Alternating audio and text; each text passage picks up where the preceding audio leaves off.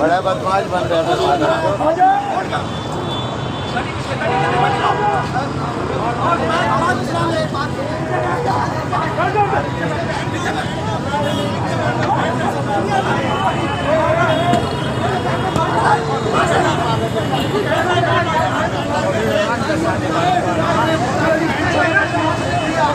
यार पुलिस नहीं आ रहा अभी तक।